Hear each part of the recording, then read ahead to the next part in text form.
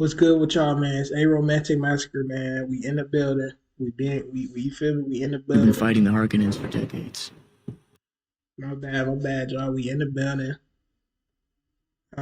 We finna be reacting to this Dune lore, man. I'm trying to get hip to Dune, man. I'm trying to get hip. I'm trying to see like I never seen anything about Dune, never known anything about Dune, but we finna get into it. But it's a twist to this video. I am watching all of the lore, but the video ends when I get bored, bro. Whenever I get bored, this video is over with, man. I'm not finna, you feel me? I'm not finna do this. But if it's good, we gonna watch the whole thing through. But when I get bored, this video will end. I ain't gonna lie. Feel me? Let's get into it. My family's been fighting them for centuries. By taking Arrakis from the Harkonnens and making it ours, he sets the stage for a war. Hundreds of years we traded blood for blood. No, I need to see it in your eyes. You're not human, they're brutal. I guess. What's going on? I do. We gave them something to hope for. That's not hope.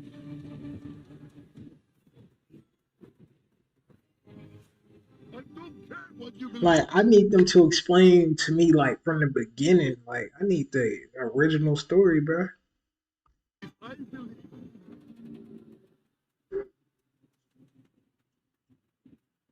Like I don't know what none of this means. Nothing. Ship and shatter.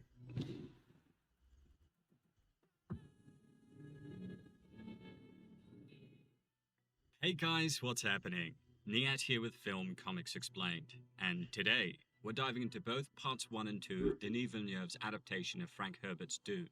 While I have an expansive playlist covering all the major concepts, players, factions, and organizations in the franchise, from the Fremen, the Sandworms, the Spacing Guild, the Bene Gesserit, Mentats, the Harkonnens, So they got so basically the Sardaukar, the God Emperor, Emperor Shaddam Corrino. so basically it's hella gangs. It's hella gangs, bro, and they all sliming each other, bro. Like you gotta put it into like some And more. Links in the description. My aim with this video is to explain what happens in both films in relation to the lore from the books. I'm also going to explain the main differences between the book and films in the third and final section of the video, at the very end. hey people like let me know if I should read the books and then watch Doom. Or should I just read the book or should I just watch it? I definitely need to know because I will read that whole like I will read all of it. However many Doom little pieces there is, I will read it.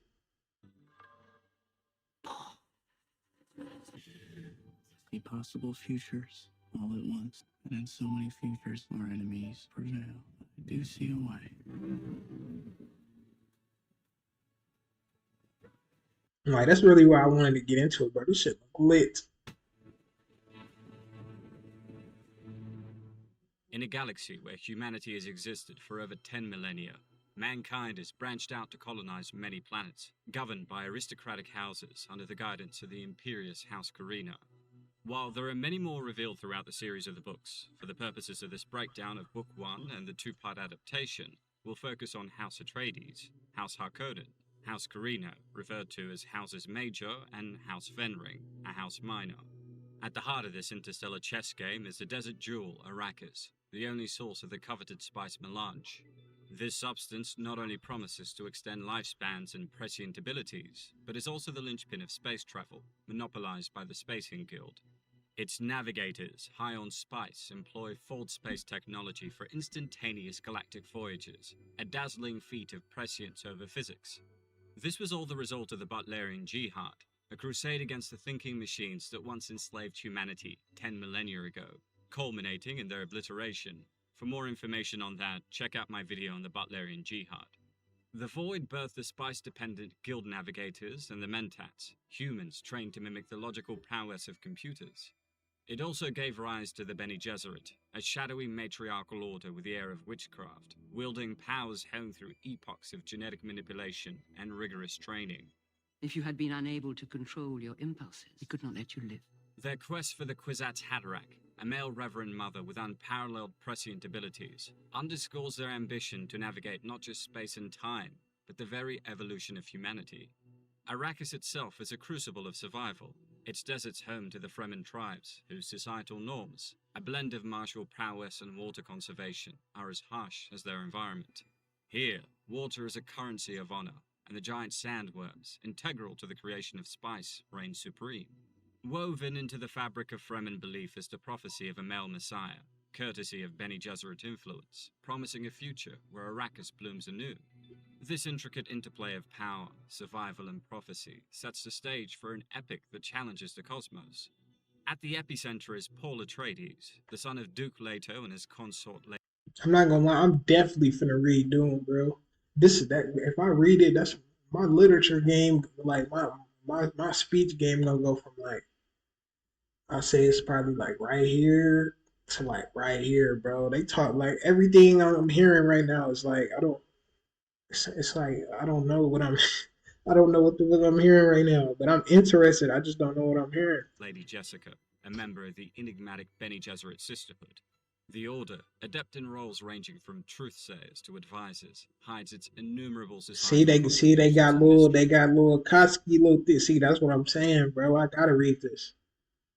Like any little thing, like anything like this that got like little inside groups and stuff, bro. I fuck with it so heavy. All while pursuing a singular grandiose project, a 10 millennium-old eugenics program aimed at refining the human species. Beneath their veneer of surface lies a relentless pursuit of human perfection, with Paul unwittingly cast at the forefront of this interstellar endeavor, setting the stage for a revolution that promises to recalibrate humanity's trajectory. All right, part one. Here we go. Part 1 opens with Chani, a daughter of the desert and the Fremen, unfurling the history and existence of her people on the arid expanse of Arrakis. Before even her first breath, the tyrannical Harkonnens held sway over the sands. The Fremen inhabit the desert planet Arrakis, also known as Dune. Long overlooked by the rest of the Imperium and considered backward savages, in reality, they are an extremely hardy people that exist in large numbers. The Fremen had come to the planet thousands of years before the events of the first novel as the Zen Sunni Wanderers, a religious sect in retreat. As humans and extremists, over time, they adapted their culture and way of life to survive and thrive in the incredibly harsh conditions of Arrakis. Their people are distinguished by their fierce fighting abilities and skill at survival in this environment. With water being such a rare commodity on the planet, their culture revolves around its preservation and conservation. Residing in siege communities, the Fremen of Arrakis were governed by knaves and adhered to a trial-by-combat justice system, with victors assuming Bro, that trial by combat, bro. We need that in real life. responsibility for the defeated's family. Their secrecy was maintained through spice bribes to the Spacing Guild, and they embarked on a long-term terraforming project. Each siege featured a Sayadina, akin to a Bene Gesserit Reverend Mother, highlighting their spiritual depth influenced by the Bene Gesserit planted myths, including a Messiah legend. Revering sandworms Hey, they need to make a game. as deities called Shai Hulud, the Fremen mastered worm riding, contributing to their mystique. Their culture, deeply intertwined with water conservation and the spice melange, reflected their adaptation to Arrakis' harsh conditions, evident in their unique stillsuit technology for moisture reclamation and the communal importance of water. Fremen society was characterized by a strong emphasis on survival, combat readiness, and a profound spiritual connection to their environment, with the spice melange integral to their diet, culture, and prescient enhanced combat abilities. Long exposure to spice has given the tribe blue eyes. When it comes to the Harkonnens, after many centuries toiling as a house miner, their influence gradually rose within the Landsraad. This was due mostly to shrewd manipulation of the whale fur market, primarily accomplished by Baron Dmitry Harkonnen and his son Vladimir. The aforementioned Landsraad Wait, they said they buried that mostly to name? shrewd They said they buried that name? manipulation of the whale fur market, primarily accomplished by Baron Dmitry Harkonnen and his son Vladimir. The aforementioned Landsraad, a prominent assembly representing the great houses, emerged notably in the early Carino Empire era, post-Butlerian Jihad. Governed by the High Council and under the Emperor's oversight, it served as a platform for the houses to negotiate trade, form alliances, or engage in kanli, a formal vendetta process that enabled disputes to be resolved without harming innocent bystanders. It aimed to safeguard the great houses from the imperial house's potential targeting and elimination. House Harkonnen built its power on maximizing production output and minimizing production expenses by ignoring economically ethical behavior. Indeed, their governing was So he's on some cheap shit. based upon a simple foundation of fear and terror that was used in governance, in the day-to-day running of the Harkonnen household, and in controlling their armies. With a social order based on treachery and punishment, soldiers rose through the ranks through deceit, trickery, and, if necessary, assassination. In approximately 10,000... Is that my guy from is this my guy from Game of Thrones? And, if necessary... My guy who got his shit cut off? Assassination. In approximately 10,130 AG, House Harkonnen won the Siradar fief of Arrakis. This meant their responsibility was now to mine the spice melange and supply it to the universe. Through their persecution of the Fremen, the Harkonnens managed to pay the tax they owed to the Emperor, as well as keep a substantial amount for themselves. By 10,191 AG, the Harkonnens, now led by Baron Vladimir Harkonnen, managed to amass considerable wealth through spice mining. Their cruelty to my people is all I've known.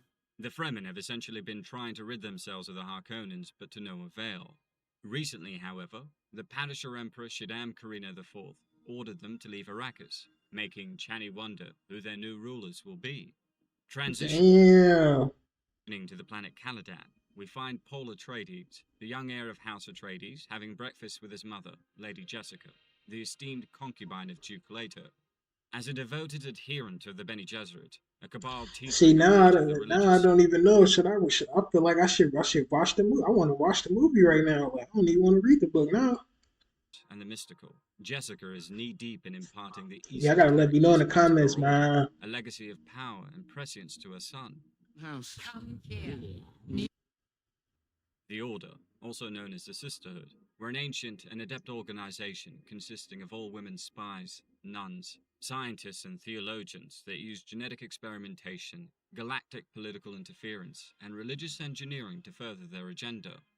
Hoping to unite the human race with the advent of their... Hey, see, that's why I knew I had to watch. That's why I knew I wanted to watch this. That's all up my alley. All that is up my alley. Wow. The Kwisatz Haderach.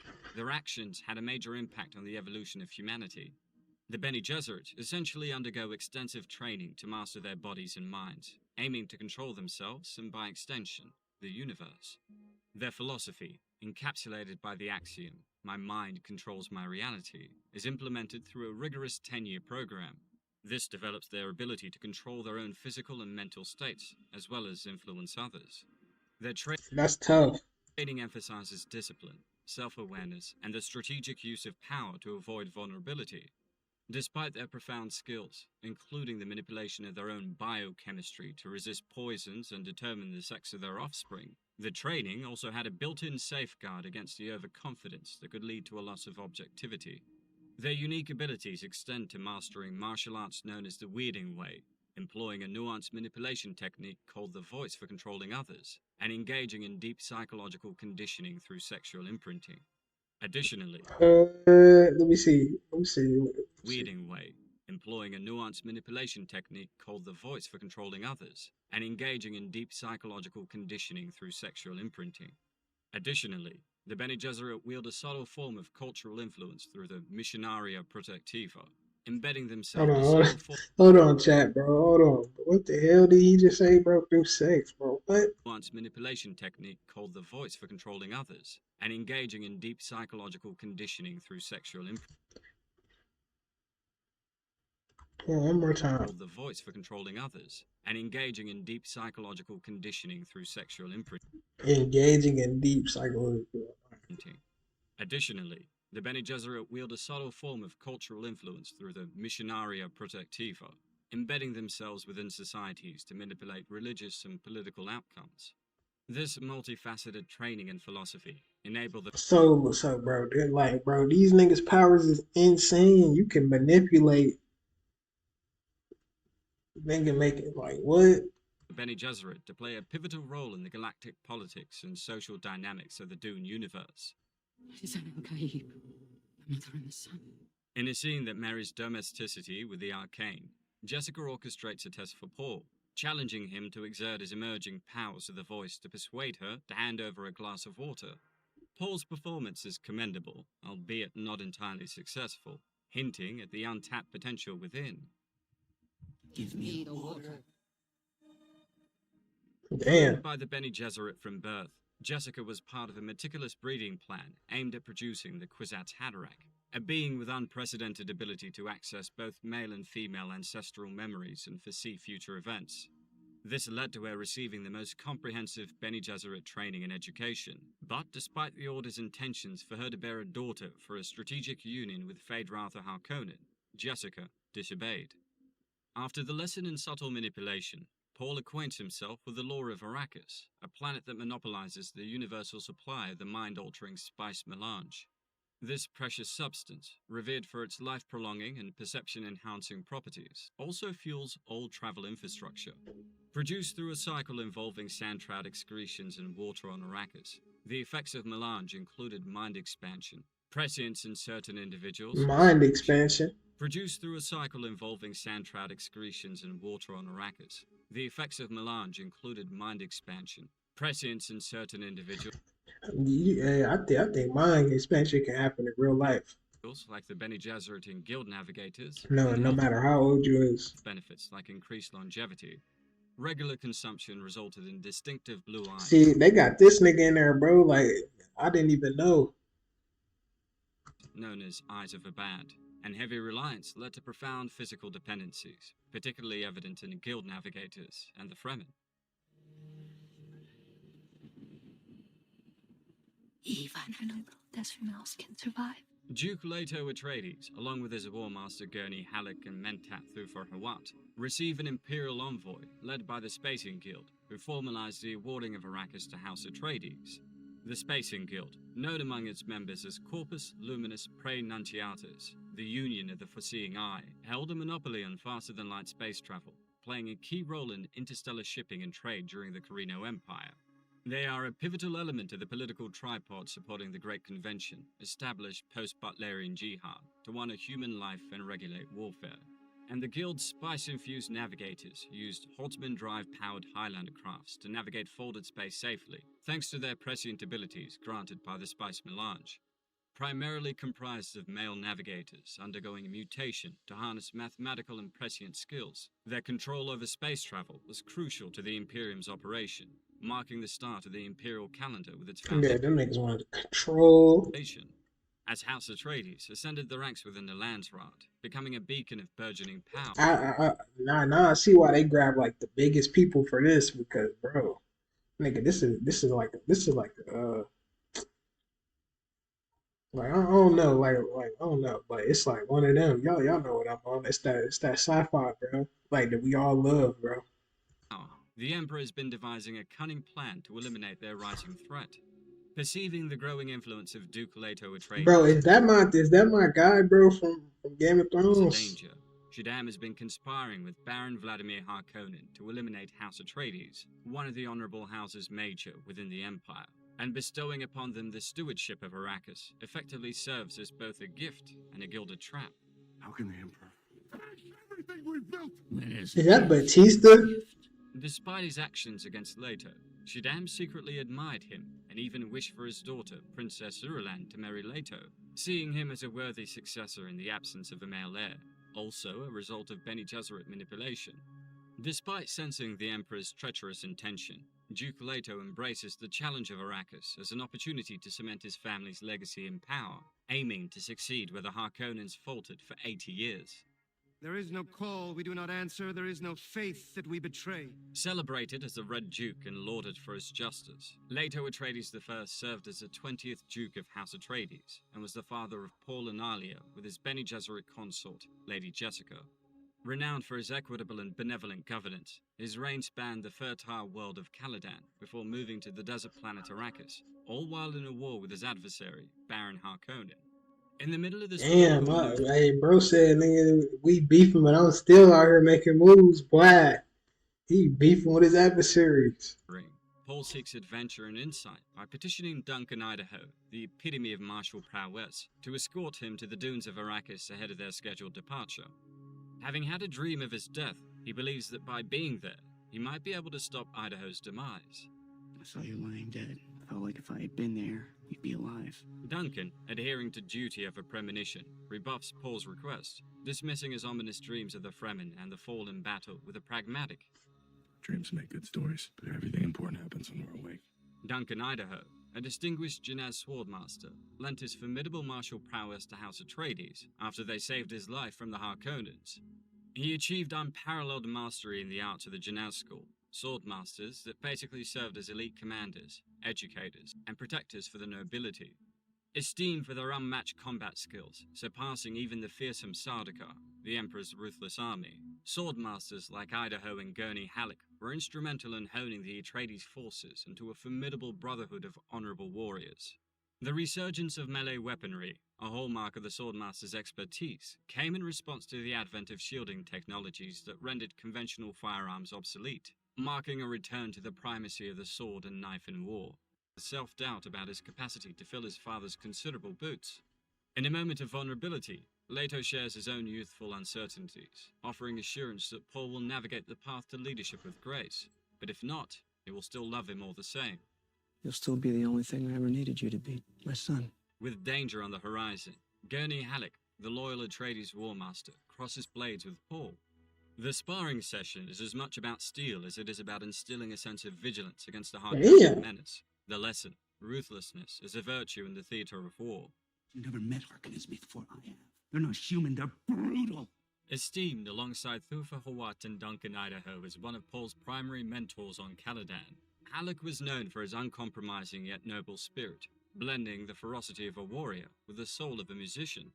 Despite his formidable presence, marked by loyalty and a capacity for deep hostility, Halleck avoided the use of melange.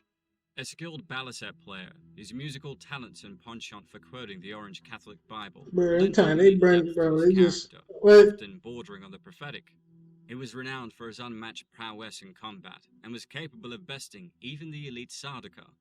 Duncan Idaho once remarked on Halleck's unparalleled ability to intertwine his martial and musical talents, suggesting he could serenade you to death without missing a beat, as the epitome of a warrior poet. What do they say about this hellhole again? To shower, you scrub your ass with sand, my lord. They shall suck at the abundance of the seas and the treasure hid in the sand. Meanwhile, Paul's nights are haunted by visions of Chani, a spectre of destiny weaving through his dreams. The plot thickens with the arrival of Jessica's Bene Gesserit superior, Reverend Mother Gaius Helen Mahayam, truthsayer to the Emperor, bringing with her an air of intrigue and foreboding. She's now truthsayer to the Emperor himself. She wants to know about your dreams. Prior to this ominous audience, Wellington Yue, the epitome of medical virtue, offers Paul a cryptic warning in Mandarin. The Bene Gesserit's motives are a labyrinth of their own. Suk doctors, emerging from the prestigious Suk school, were renowned for their exceptional medical expertise and rigorous mental conditioning. This rendered them incapable of betraying patients or committing murder. It made them highly sought after by wealthy families and influential Wait, did he do that shit? Did he just do that one shit? Intrigue and foreboding. She's now truthsayer to the Emperor himself. She wants to know about your dreams. Prior to this ominous audience, Wellington Yue, the epitome of medical virtue, offers Paul a cryptic warning in Mandarin. The Bene Gesserit's motives are a labyrinth of their own. Suk doctors, emerging from the prestigious Suk school, were renowned for their exceptional medical expertise and rigorous mental conditioning. Bro, there's so many opinions from niggas. But it's like, you gotta take their opinion because that's their power. A nigga superpower be seeing into the future, bro. Hell no. This rendered them incapable of betraying patients or committing murder. It made them highly sought after by wealthy families and influential organizations, ensuring their loyalty and eliminating the risk of them being exploited as assassins. Much like the Mentats and the Spacing Guild, the inception of the Suk School and its unique educational approach were direct outcomes of the Butlerian Jihad, representing humanity's endeavor to understand and heal its physiological conditions without the reliance on prohibited technologies. And as the doctor of the Atreides family, Wellington is a trusted member of the faction, charged with healing and protecting their bloodline. Upon meeting Paul, Mahayam puts him through the test of the Gom Jabbar, a poisoned needle and a pain-inflicting box to judge his character. Enough. Employed by the noble houses and extensively by the Bene Gesserit, the Gom Jabbar served as both a means to eliminate rivals and a test of humanity. When testing an individual, the Bene Gesserit placed it against their neck to deter withdrawal. The test, involving significant pain, measured whether a person's awareness was sufficient to override their primal instincts. An animal caught in a trap. To deter withdrawal. The test, involving significant pain, measured whether a person's awareness was sufficient to override their primal instincts. An animal caught in a trap will gnaw off its own leg. What will you do? Post-examination, with the curiosity of a cat eyeing a mouse, Mahayam probes Paul about his dreams, inquiring if his visions ever breached the veil of reality. In the aftermath, she turns her anger towards Jessica, reprimanding her for daring to deviate from the Bene Gesserit plan. You see, due to her love for Duke Leto, she bore him a son instead of the intended daughter meant to wed a Harkonnen. So much potential wasted in a male. You were told to bear only daughters. Accusations fly as Mahayam, later revealed to be her mother, implies Jessica audaciously hoped that her boy could be the Kwisatz Haderach ahead of schedule, an idea as scandalous as it was tantalizing. The Kwisatz Haderach, meaning shortening of the way. Damn, wait. So they saying she had a child. They saying she had a baby. She had a baby. It was a dude. It was supposed to be all daughters, but she had a son, or she brung a man, and it was supposed to be all women. Represented their goal of creating a male with unparalleled prescient abilities, capable of accessing genetic memories from both genders, unlike their limited female-only perspective provided by Spice Melange. This ambition led to a millennia-long genetic breeding program, aiming to produce a being who could predict the future with precision, combining the roles of a Bene. Bro, like this, bro, look, like thinking about shit like this made me think like, bro, somebody tried this in real life, bro. It's no way somebody didn't try this in real life. Reverend Mother, a Mentat, and a Guild Navigator into one. Intended to end the feud between the Atreides and the Harkonnens, and to place a Bene Gesserit-controlled male on the throne, the plan was effectively altered by Lady Jessica. Jessica confirms the rumors of Paul's messianic potential, only for Mahayam to cast a shadow of doubt, cautioning that Paul's powers are still in their nascent stage, hinting at a risky path ahead. Mahayam's departure leaves a cloud of questions, prompting Paul to seek clarity from Jessica. It's here that his mother reveals the centuries-old Bene Gesserit genetic plan, aimed at birthing a mind capable of traversing the corridors of time, past and future alike. Since of years, we've been carefully crossing bloodlines. As Atreides make their grand entrance on Arrakis, they are met with an unexpected chorus of chants that are cryptic and incomprehensible to Paul. Jessica explains it is the prophecy of the Lisan al-Gaib, the off-world messiah, a mantle the locals seem ready to drape over Paul, but the boy remains skeptical, attributing the fervor to the Bene Gesserit's penchant for planting myths to serve their ends. Somebody is here. All part of the plan. Voice from the outer world. It means the Bene Gesserit has been at work here. The narrative thickens with the introduction of Shadout Mapes, a Fremen who, like many before her, is ensnared by the prophecy. Chosen to be their servant, she presents Jessica with a dagger, a token of allegiance and a symbol of the lethal beauty of Arrakis, forged from the tooth of Shai Hulud, a sandworm of the desert. The gift is a testament to the deep-rooted belief in Paul and Jessica as the harbingers of change, despite Paul's dismissive attitude towards the prophetic tales woven by the sisterhood. It's a maker of the deep desert. Autotrophic creatures on the desert planet of Arrakis, sandworms played a crucial role in the creation of Spice Melange. Originating from an unknown source before the Butlerian Jihad, they thrived under the vast deserts, responding aggressively to rhythmic vibrations on the surface as a territorial defense mechanism. Their existence was shrouded in mystery, with sightings being rare, except by the Fremen, who had developed a unique ability to manage and coexist with the colossal beings. The Atreides' relocation to Arrakis unfolds more like a Herculean trial than a mere change of scenery. They're greeted not by welcoming arms, Hold on, but Chad. I'm trying to hold on. sabotaged equipment, a parting gift from the Harkonnens designed to doom them to failure. We won't Man, that fake ass Thanos scene, man. see profits like that for a while, not with the equipment they left us. The social landscape of Arrakis is also a minefield of murky alliances and veiled hostilities, making friends and foes indistinguishable. Jessica and her compatriots quickly reason that Arrakis is a nexus of intrigue, with the Spacing Guild's palms greased by Fremen bribes to keep the skies clear of surveillance satellites. Among the tapestry of betrayal, Paul encounters his own brush with death, narrowly escaping the silent wear of a hunter-seeker drone, thanks to the timely arrival of Mapes. The incident, set against his contemplation of the Muad'Dib desert mouse, underscores the lethal welcome awaiting them. Confronted with the Harkonnens' parting gifts, Duke Leto seeks to report the injustice through the Imperial Arbiter of the Transition, the ecologist, Liet Kynes, a fixture on Arrakis with deep ties to its sands and secrets. Meanwhile, Duncan Idaho re-emerges from the desert with tales of the Fremen, warriors without equal, dwelling in sieges hidden beneath the unforgiving dunes. His reports confirm Thufir Hawat's suspicion of a vastly underestimated Fremen populace, adding yet another layer to the complex political and social puzzle that is Arrakis. Say 10,000 people, and there are hundreds of sieges. Millions of Fremen. The belief from Thufir Hawat that there were likely millions of them, and not the thousands that the Harkonnens thought, was culminated through immense calculations. Hawat was essentially a mentat, a human trained to possess computer-like logic and computational ability following the Butlerian Jihad.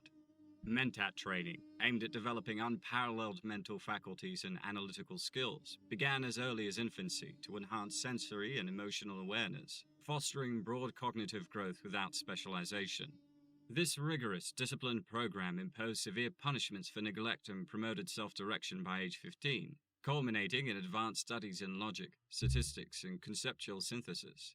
Upon reaching a pivotal decision year, candidates sought internal confirmation of their vocation, with successful mentats undergoing further conditioning to refine their supralogical, hypothesizing capabilities.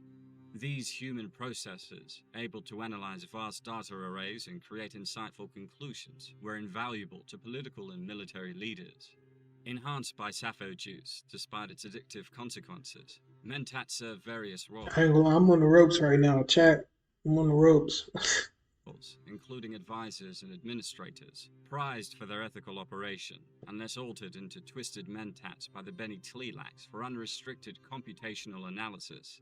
This unique blend of ethical constraint and analytical prowess position mentats as essential, yet not infallible components within societal and political machinations.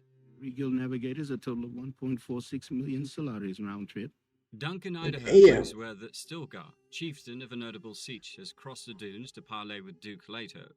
Stilgar lays down the law of the land. The Outworlders are to keep their exploration within the city's confines, reserving the desert solely for the harvest of spice. Ever the diplomat, Leto rejects the restriction, but vows to uphold the sanctity of Siege and Fremen under Atreides' rule. Name what you want, I ask for these, do not trespass in our lands. and you will never be hunted while I govern here. A formidable Fremen leader and Nabe of Siege Tarb, Stilgar embodies the essence of Fremen valor, with the title Nabe denoting a warrior sworn never to be captured alive. Ascension to this role typically demands the defeat of the preceding Nabe in combat, underscoring the position's martial roots. Duncan Idaho describes Stilgar as a paragon of Fremen virtue, so much so that in the books, Idaho himself becomes deeply aligned with both the Atreides and Fremen cause. Stilgar's dedication to safeguarding his people and the traditions of the Fremen, coupled with his profound connection to the merciless landscape of Arrakis, marks him as a sage of the desert, and he commands respect through his wisdom and unwavering commitment to making the inhospitable expanses of Dune a stronghold for his people. Here's a fun one. Guys, pretend like you're holding up the building behind you. Make sure. Yeah. That's Okay, great. now give her her phone. Despite Paul's invitation for him to stay, Stilgar takes his leave. Won't you stay? We would honor you. Honor requires that I be elsewhere. In a crash course on survival, Duncan reveals the marvels of Fremen ingenuity, from the life-preserving stillsuits, thumpers, to the paracompass. The Fremen make these? And still suits, and sand compactors, and all kinds of ingenious things. The stillsuit is an ingenious survival apparatus, meticulously engineered to reclaim the wearer's moisture that's lost through sweat and urine. It purifies it for reconsumption via strategically placed catch pockets and a neck-mounted tube. This remarkable piece of technology enables an individual to endure the harsh desert for weeks, provided the suit is diligently maintained, while the thumper operates as a vital